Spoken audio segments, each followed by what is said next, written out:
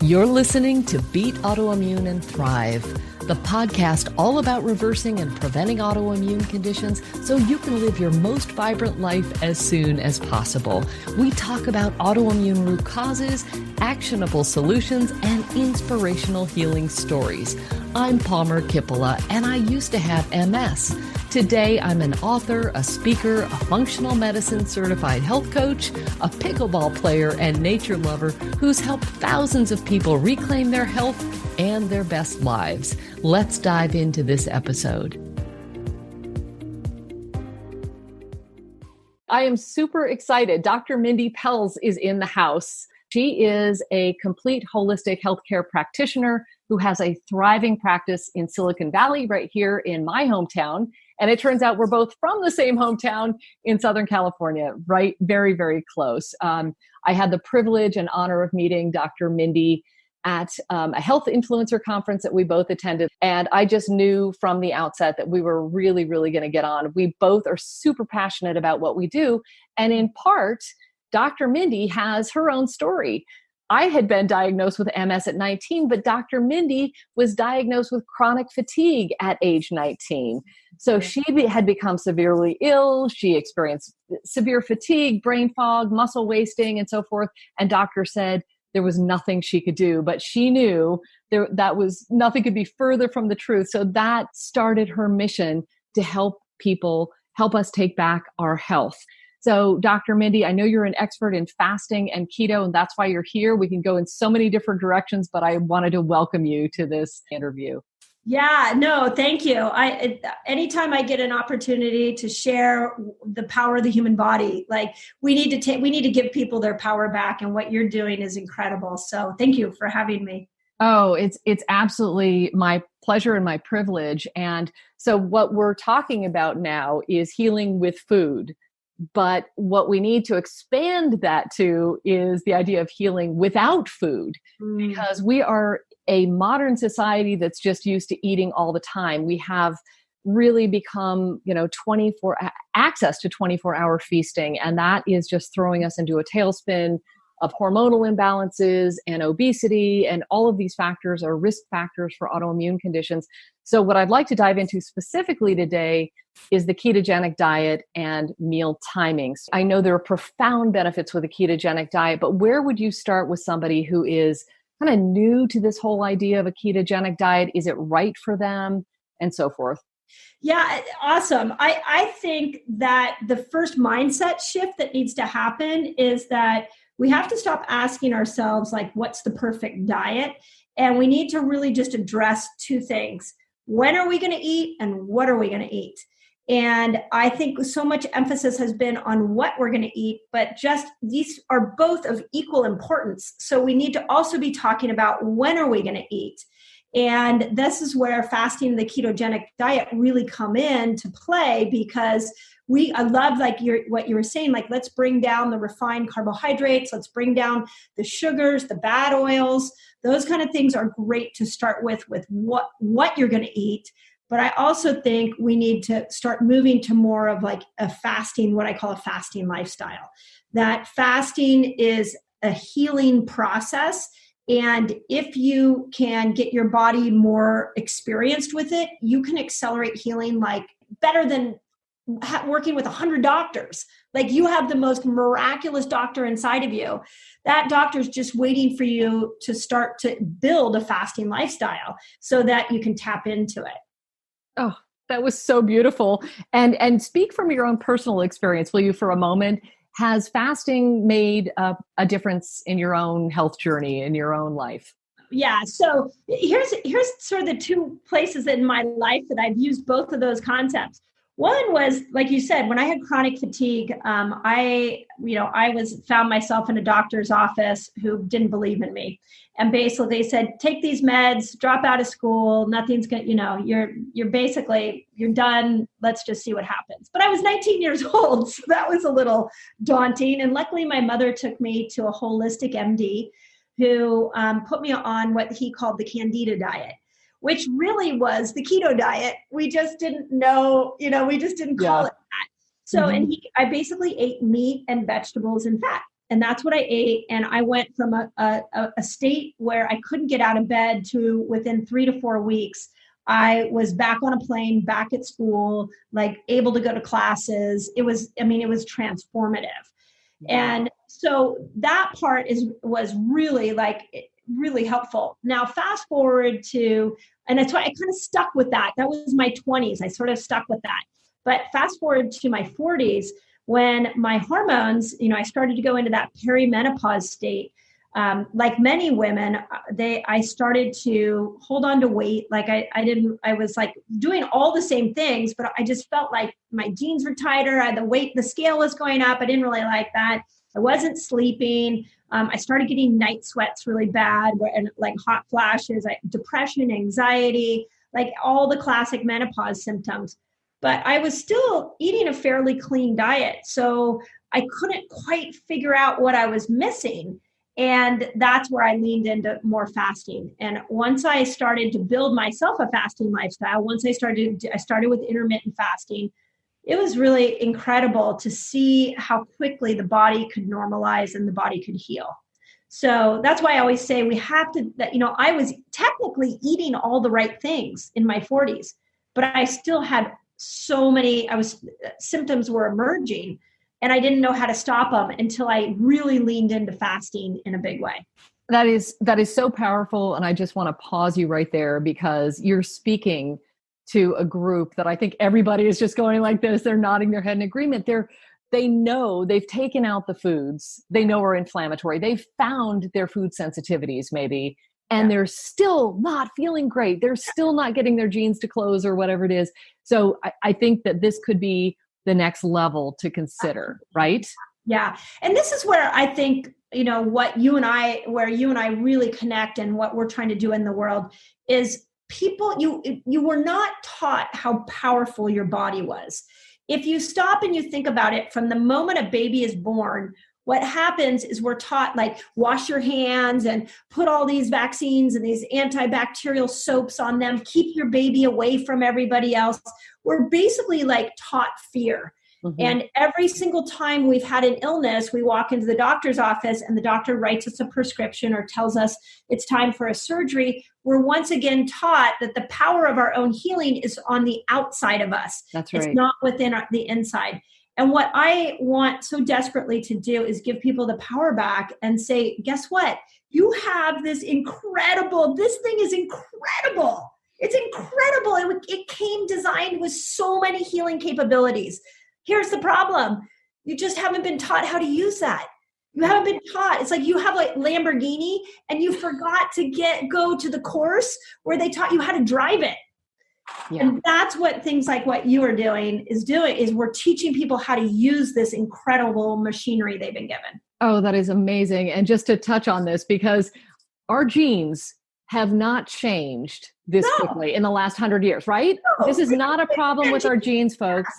Yeah. I mean, it might be the genes that we can't zip up, but a little pun intended, but this is not a genetic problem. This is, we are not able to keep up with the lifestyle and the toxicity of the world that we're living in. And by the way, as we age, as you powerfully pointed out, our lifestyle needs to change to address these mounting challenges. Is that right? Yeah. And that was the aha of my menopause journey. And I'm going to call it it is a journey. It's like after 40, basically what women need to know is that after 40, your ovaries are saying, I'm done. But they don't just all of a sudden turn off. They go on this slow decline. And so as the ovaries start to be less and less impactful, that means you don't have as much estrogen, you don't have as much progesterone, you don't have as much testosterone, but you still need some of those. So it has to rely on other organs like your adrenal glands. And you need your cells to be less inflamed so that when the little bit of hormones that are being produced are actually getting into the cell. So I think our 40s is a mirror. It's an opportunity to look at our imbalances and make a lifestyle shift so we don't have to end up on medication. But I wish somebody had tapped my 40-year-old self and said, hey, guess what? You're going to need to shift your lifestyle for a little bit. because your hormones are declining. And that is, and then we get to in our 50s, and if we haven't made a shift with this change in our body, now we've got disease because we're struggling because we didn't adapt to the physiological changes our body was going. Oh God, I just wish this were out in neon, because this is just the core message. We are not adapting to our environment, and you're going to teach us a bit about how we can do that. So all of that said, let's just, I know this is truth, so we need to embrace this. Where do you start? What do you recommend that people do? They've done this 30-day food vacation. They've found their triggers. Now what? They're interested in, maybe they already have symptoms, which is why most people are here. They've hit some level of rock bottom. So they're not doing this necessarily as a preventive thing. They're doing this to overcome something, which unfortunately takes a bit longer. But how can we jumpstart that? Do you suggest starting with some level of intermittent fasting, or do you suggest starting to change the composition on the plate? What do you do first? Yeah, that's a great question. I think there are kind of two simultaneous things you can do that are fairly easy steps. I always tell people, like, in my new book, I'm really excited because I have a 5-step process, and each step has steps. So if you look at it and you're like, okay, one of the steps is building a fasting lifestyle. I have a start here, then go here, so that people can understand it. And I would say the same thing to your question, which is, let's start by getting our carbohydrate down, our carbohydrate load down. And the easiest place to start with is refined carbohydrates. So breads, pastas, sugars. Let's bring those down. Once you're comfortable with that, then you really want to moderate fruit. You don't want to do fruit all the time, so you want to moderate that. And at the same time, let's work on increasing your good fat. So we are incredibly fat deprived country because we have been told fat is the devil, and it's not. Our brain needs fat. Our cells need fat to be able to produce hormones. I just read a study yesterday that the cells that produce testosterone actually need cholesterol. So if you're on a cholesterol lowering medication and you don't have enough cholesterol, you're not going to have enough testosterone, which is a major hormone for both men and women. Right. So we need to, that would be where I would start with the food. At the same time, very simple place to start with is to, when you wake up in the morning, just push your breakfast back an hour. Just get comfortable with making those food changes I just mentioned, and push your breakfast back an hour and see how that lands with you. Like, where do you go with that? Because for a lot of people, those are big steps. But what you're going to do in that process is you're going to turn your body from a sugar burner to a fat burner, and you're going to start getting ketones. And ketones are healing. They will go to parts of your body that drugs can't get to. Like, they can go into the brain. They can cross the blood-brain barrier. There are right now researchers and millions of dollars going into studies on psychiatric medications or medications that will cross the blood-brain barrier. But you can do it by creating ketones, and ketones will go in and start healing. Yeah, it's our own pharmacy, right? That we have within us. We have the power is in us to create those healing, powerful peptides. Yes, exactly. Again, we got to go within. The power's here. It's not going to be out there. Mm-hmm. So once you're comfortable with, like, okay, I pushed my breakfast back, I really like people to thrive with the 13 to 15 hour fasting. I think there's so much that's intermittent fasting. There's, I don't know if you saw the new article that came out by the New England Journal of Medicine, came out a couple of months ago. And it said that we've reviewed all the literature on intermittent fasting, and we have decided that it is beneficial, and it is especially beneficial for these conditions. Now, I believe autoimmunity was one of them. I'd have to go back and scan the article. There was like 9 different conditions that the New England Journal of Medicine, which is, by the way, the journal of the medical world. So this is their own journal that's basically saying intermittent fasting is an incredible tool, and we should all be doing it. It is so powerful. And we've known this for so many thousands of years. This is how we've eaten in our primal blueprint. This is who we are, right? We didn't have access to food 24/7, and now we do. And we could say that all of these chronic degenerative disorders are largely caused by our lifestyle. So we need to review what we're doing and get back to a more primal blueprint, to use a very used term, because that's who we are. I absolutely agree. I had like this aha moment as I was writing my book, that you think about how many things have changed in our world just in our lifetime, like the technology changes that we've had and everything. I mean, pretty much everything has upgraded to this new level of convenience and simplicity. The only thing that hasn't upgraded is the human body. The human body is literally, you are living in the same body that they did in the caveman days. Yes. Nothing has really changed. Yes. Yet you're living in an environment that has dramatically changed. So this is part of why so many people are sick, is that we have to go back to this primitive design and say, okay, what did our cave ancestors do? And fasting was one of them. That's so beautiful. And so you've talked about the development of ketones while we're on this fasting, which I love. And the longer you fast, and we'll get into that, the greater the ketones. At this point, do you recommend that people measure their ketone levels? And if so, do you suggest urine strips, or do you suggest that people make the investment in a blood ketone reader, or the breath version, which might be even more, I don't know. We've tried everything. We've tried everything, because people will say to us, well, I don't want to prick my finger. Right. So the breath ones, I would love the breath ones to work. And they don't. We've wasted hundreds of dollars. Okay, don't waste your money on breath ketones. Don't waste your money. They don't work. Okay. And the P ones only really show you what's coming out of you. So it's a little bit delayed. Yeah. Whereas real time is blood. Real time is blood. Yeah. So I would say invest in a meter. It's less than $100. Yeah. And when you understand what you're testing for and what you're looking, it'll motivate you. Yeah. I had an experience, I'm doing a liver cleanse right now, and I decided to get off caffeine and alcohol. I wasn't really excited to get off those, but I love my glass of wine. I do them all organically. So I didn't have a lot of motivation to get off, but I'm like, okay, I'm going to cleanse my liver. I should probably do this appropriately. Well, one of the things that happened to me is I saw the changes on my Oura ring. What I saw in my Oura ring was that my heart rate variability is going up, and I'm getting more deep sleep. Okay, so I started off the week not really excited to give up alcohol and caffeine, and now I'm like, oh my God, I have more motivation.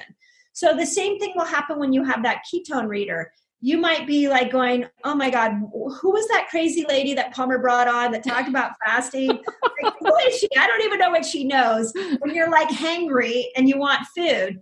But when you can go back to that meter and you can see the changes that are happening, it motivates you more than anything I've ever seen. I love it. I love it. So what we need to do then is consider getting a ketone reader and test our blood. How often do you recommend that people do this, just to know if they're getting into ketosis? Because one of the things that I have found personally is sometimes it can be a little bit difficult to get into ketosis. What do you recommend that people do to test, and how often? Yeah, I usually start off with telling people 3 times a week, do it Monday, Wednesday, Friday. First thing in the morning, you're going to do your blood sugar and your ketones. And then right before your first meal, blood sugar and ketones. The first thing, before I even talk about numbers, the first thing you're looking for is you want to see that in that second reading, your blood sugar goes down and that your ketones go up. So don't freak out if you get up in the morning and it says low ketones, you don't have any. What I want to know is what happens when you get into that 13 to 15 hour range. Are you able to get into ketosis? So that's the first step. And you're looking for about 0.5 in ketones, and you'd like to keep your blood sugar between 70 and 90. So, but the first step is just practice getting into ketosis, because some of you are going to hop in right away and some people are going to take a little bit longer. And that's really what you're there to help guide them through, Palmer, is I hate when people start comparing their numbers with their mate or with other people in the group, because everybody gets into ketosis differently. That's why you have programs like what you're doing so that you can guide them through that.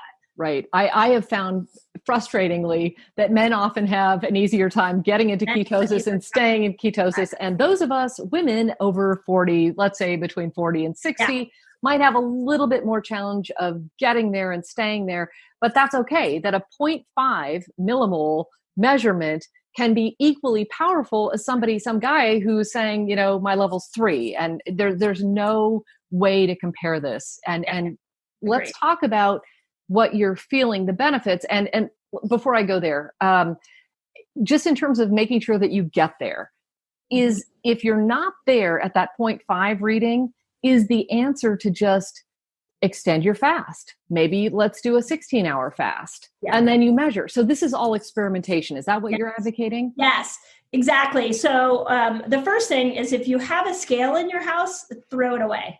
Because if you're looking for, a lot of people go into and I know we're dealing with people who have motivation to do more than just lose weight. But if you're the scale is never going to be a good measurement of what your real-time body is doing.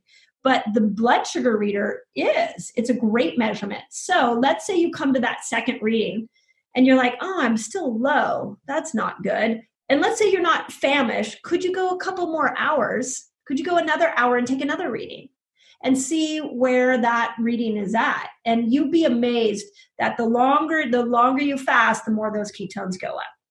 Got it. So what you should be seeing is that your blood sugar is actually going down. So if your blood sugar is over 100, let's say between 100 and 120, that is like pre-diabetes. That's concerning, right? I mean, that's a path over a period of time that we get concerned about readings over 100, which is why you mentioned 99, 70 to 99, or did you say 70 to 90? 70 to 90. 70 to 90 is ideal in that. So this is really, everybody is going to have to experiment with this to see where their numbers are and what they're eating. So are you having them, are you advocating that we take our blood sugar and ketone measurement before eating? Let's say I'm doing a 16-8. So I fasted for 16 hours. Is that when I do the ketone reading before I have something to eat? Is that the idea? Before. Yep. Okay. Afterwards, you're probably going to see your ketones go down, because once blood sugar goes up, the liver doesn't make ketones anymore. Right. And so the only way you're going to know if you've stayed there over time is to take another reading a little bit down the path. Maybe when would the next reading be? Yeah. So, I always tell people that there's 7 different steps of fasting, like 7 versions. And so intermittent is 13 to 15 hours. If you're comfortable there, then you would want to go to the next step, which is 17 hours, because you can stimulate something called autophagy, where the cells will repair themselves. If you're comfortable there, then I really encourage people to go 24 hours. What happens at 24 hours is you make stem cells, intestinal stem cells. Now, for somebody with autoimmunity, we know there's always a gut issue. There's a microbiome issue that needs to be addressed. So if I could, if we could get you to do some 24-hour fasts, and we could get some stem cell production, and we could repair that gut, that's a huge step forward for somebody with an autoimmune condition. So at each one of those new levels, you would take another reading.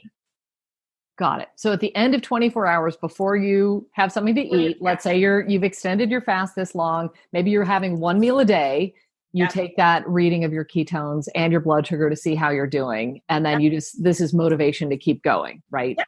Exactly. And if the more ketones you have, eventually the hunger is going to shut off. So what a lot of people do is they go, oh, it's 18 hours. I'm okay. I could keep going. I mean, I've had people that will tell me, like, I started off with a 24-hour fast. Next thing I know is 48 hours. So because the more ketones you have, it sounds crazy, but your hunger will go down. Yeah. Well, there are so many benefits to this. Brain fog improves, it lowers your insulin, it dampens inflammation. We get an increase of glutathione, right? Yep. There's this our master antioxidant, it modulates our immune response. And it clears our thinking, and bonus, we're not that hungry when we do it. So, I mean, this is a little bit of a stress to get into this, to push ourselves not to eat, because we're on this habitual cycle of eating not only 3 meals a day, but we're snacking. Yeah. So one of the things that I would love for you to address is this idea of both how do we have the fortitude to keep going when we start feeling that hunger? And number two, how do we have the fortitude to forego snacking? Yeah. Well, here's where you have to believe in your body. So this still happens to me. I don't know if you noticed this, but sometimes at like 10 o'clock in the morning. So I usually finish dinner. I come home late. So I usually finish dinner at about 8 o'clock at night. That's the last thing I put in my mouth. And then I won't eat till about 2 o'clock the next day. So that's usually my window of fasting. At about 10, I'm always hungry. And there's a moment where I go, I'm hungry. And then I get distracted. And the next thing I know, I'm not hungry. And by the time 2 o'clock rolls around, I'm often not in the mood for food at all. Wow. So what happens there? There is this moment, because it's not unique to me, there is this moment where as your body switches over to become a fat burner, as that switch is happening, ketones are coming out, are being secreted. So the mental state of mind, or the mantra you want to have in your head is, let me just sit tight because my body's going to figure this out. My body's got it figured out. We have a tendency to think, once I'm hungry, if I don't put food in my mouth, I'm going to stay hungry. You would actually be surprised when you start to apply these principles that doesn't happen. Oftentimes, hunger will come in waves. And if you hang in there, you get more ketones, you won't be hungry anymore. It sounds crazy, and people look at me like I'm a two-headed dragon when I say that to them. And then they come back and they go, you were right. That's exactly what happened. How interesting. I love it. And we've been talking about hydration as part of our foundational unit, that we've got to stay hydrated. And sometimes there are studies that show that when we're sufficiently hydrated, we can actually curb our hunger. Yeah. So what do you do in that 10 o'clock window where you start to get hungry? Do you hydrate? Do you have tea? Can you have coffee? I know you're not having coffee right now, but organic coffee, are we good? Yeah, you could have coffee, you could have tea, you could have water. You're right. Sometimes I drink a glass of water and the hunger goes away.